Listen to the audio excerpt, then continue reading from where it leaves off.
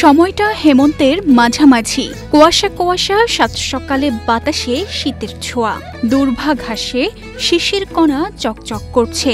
এই আবহাওয়ার মধ্যে চোখে পড়ছে কচি কচি লাউ, শুধু লাউ আর লাউ।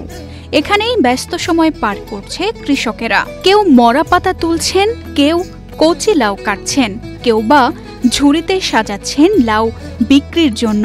এই চিত্র কুমিল্লার সদর দক্ষিণ উপজেলার লালমতি গ্রামের। এই গ্রামের প্রতিটি পরিবার কোনো না কোনোভাবে লাউ চাষে যুক্ত।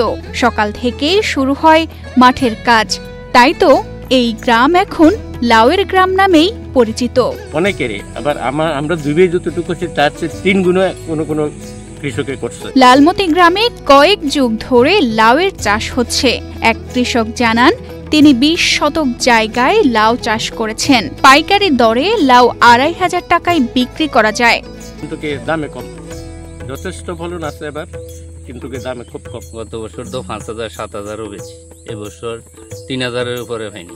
এবার ফলন ভালো, কিন্তু দাম কম। সারের দাম বেড়েছে বীজের দামও। লালমতির পাশের সধুন্যপুর, বিজয়পুর আর হোসেনপুরেও লাউয়ের বাণিজ্যিকভাবে চাষ হয়। পাইকারি দুই বেচা গেছে 100 টাকা, 80 টাকা, 90 টাকা বেচা কিনা করছে। লাউ বাজার একবারে কমে গেছে।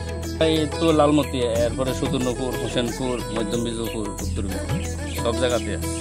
মানে লালমতি মনে করেন শতকরা 70 জন।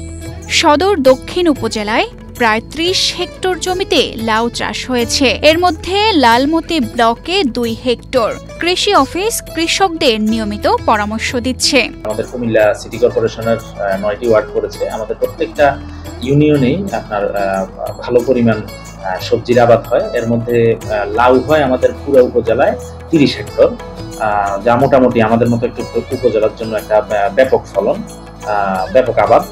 আর আমাদের লালমাই পাহাড়, যেটা আমাদের কুমিল্লা সদর দক্ষিণ উপজেলা অংশে যতটুকু পাহাড় আমরা পেয়েছি, এর মধ্যে আমাদের 8 হেক্টর লাউয়ের আবাদ হয়। আর আমাদের যেটা কিসমত ব্লক, যেখানে লালমতি গ্রামটা পড়ছে, ওই জায়গাতে আমাদের প্রায় 2 হেক্টরের মতো লাউয়ের আবাদ হয়। লালমতিতে প্রথম লাউ চাষ শুরু করেছিলেন প্রবাস ফেরত মিজানুর রহমান। তার দেখা দেখি পরে সিরাজ মিয়া, রফিক মিয়া, সালাম, আয়েশা, আম্বিয়া সহ আরো অনেকেই।